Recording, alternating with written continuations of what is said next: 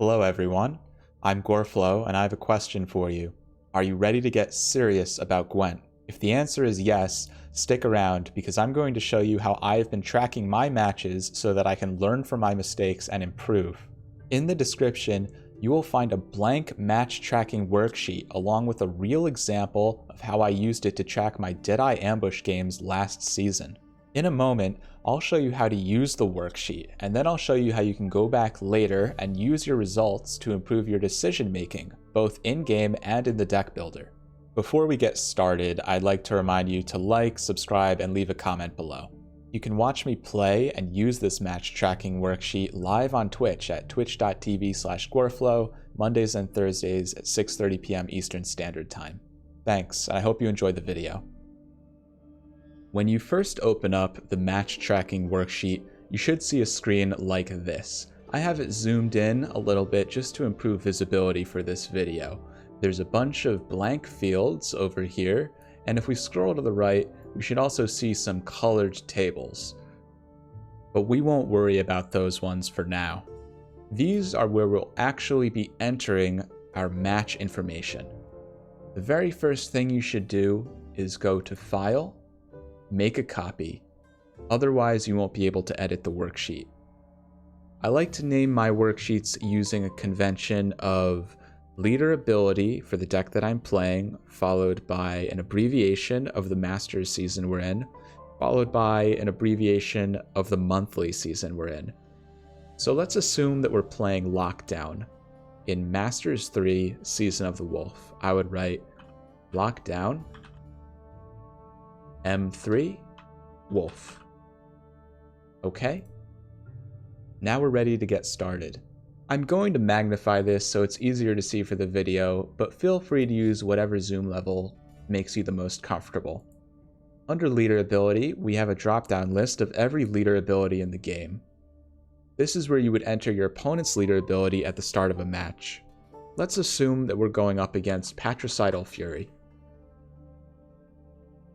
Under coin, we have options for red coin, or going second, and blue coin, going first. So I'll choose B for blue coin because I ended up going first this game. Under round 1 length, we can enter the number of cards that we played in round 1. So once the round is over, let's assume that we played 5 cards. Under round 1 result, we can enter a W for win or an L for loss. We can also include an indicator of whether or not we had more, the same, or less cards than the opponent. We should write it like this. We won round 1, down 1 card. If we lost round 1, then we could write lost round 1. And let's say that we lost on even, we would say L plus 0. But for the purposes of this example, I'll assume that I won round 1. Hopefully we're not losing on even too many games. Under round 2 length, let's say that we bled and we played 3 cards. I will enter a 3 here. And under round 2 result, similar to round 1 result, I can enter whether or not I won or lost the round and how many cards more or less than the opponent I had. I will write that I lost round 2 because I passed after playing 3 cards, and I don't think I got any card advantage, but neither did the opponent. So L plus 0. Finally, we can enter the round 3 length and round 3 result. Let's say that round 3 was an 8-card round, and the round 3 result ended in a win. Pretty simple.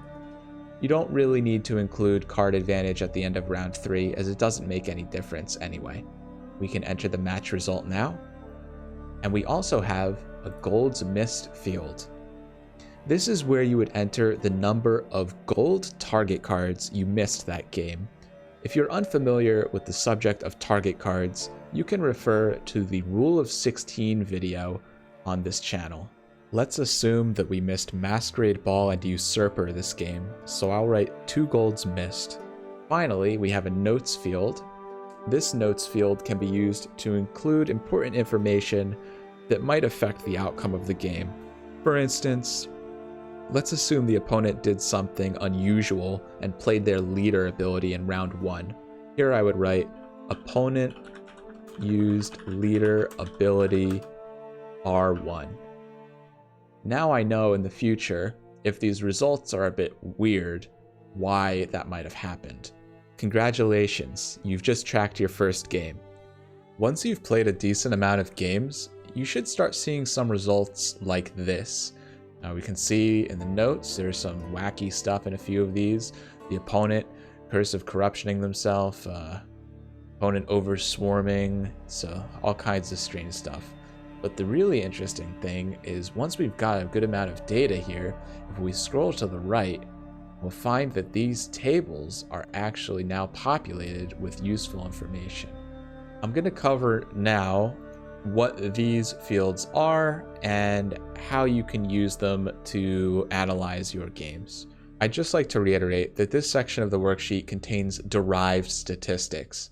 You do not need to edit anything on this side of the worksheet. Everything here is automatically generated based off of the information you're entering in the match tracking part of the worksheet. So starting at the top left, we have a win rate. And you can see here it's 0.74. So every rate represented in this part of the worksheet is on a 0 to 1 scale. That means if we have a win rate of 0.74, we also have a win percentage of 74%. Next, we have average missed golds. We see 0.75, which is a very good number to have. Normally, when you're between a number of 1 and 0 missed golds per game, you're in a pretty good spot when it comes to consistency.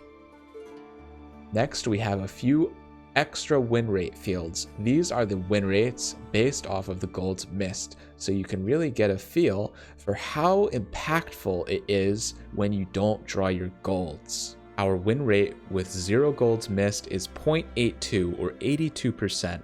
If we miss 1 gold, it drops to 69%. If we miss 2 or more, our win rate is 64%. Below these derived statistics, we have a table of leader abilities, leader count, win rate versus leader, leader wins, and leader losses. These show a faction by faction breakdown of all of your opponents. We can see that we've fought against 6 overwhelming hunger opponents. We have a 67% win rate against them. Likewise, we have a 100% win rate against Fruits of Yizgith, White Frost, and Carapace.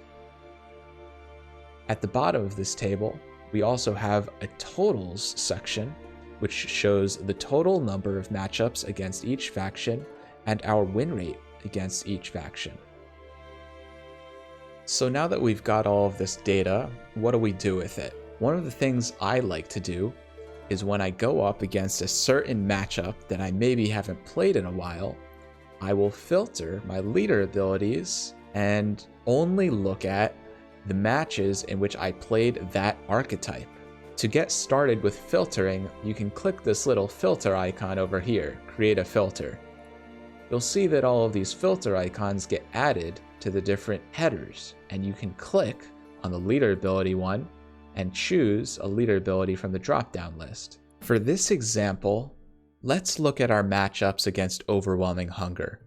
First, I'll hit the clear button to deselect all of the leader abilities. Then I will select Overwhelming Hunger and hit OK.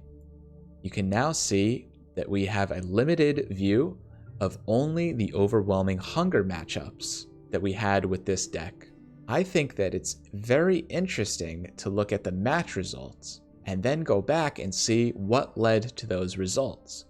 Here we can see that we won 4 games and lost 2. The golds missed seems to be about between 0 and 1 for each match, and there doesn't seem to be a trend with golds missed leading to losses. So what was the cause of these losses? We can say that the matches that we won, we either 2-0'd the opponent, or we won round 1 and then dry passed into a long round 3. The 2 matches that we lost in, we also lost round 1. In these matches, we were bled to a short round 3 in which we lost. So, next time I'm playing Overwhelming Hunger, I know that I need to win round 1 and either 2-0 or take a long round 3. Let's look at another example. You may recall that we had a very high win rate against Nilfgaard, but which matches did we lose? We can create a filter and filter leader abilities. We'll clear, then select only the Nilfgaard leader abilities from the list. So here are our 12 games, and it looks like we only lost 1 against Colgrim. Why did we lose this match? Round length seems to be concurrent with other victorious matches. I think the biggest indicator here of why we lost this match is the golds missed. You can see that for every other match, we missed 1 or 0 golds, or the game ended too early for it to matter. But in the one game in which we lost, we missed 2 golds. I hope you found my match tracking worksheet helpful.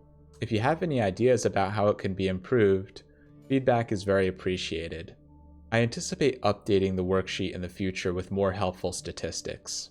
See you next time.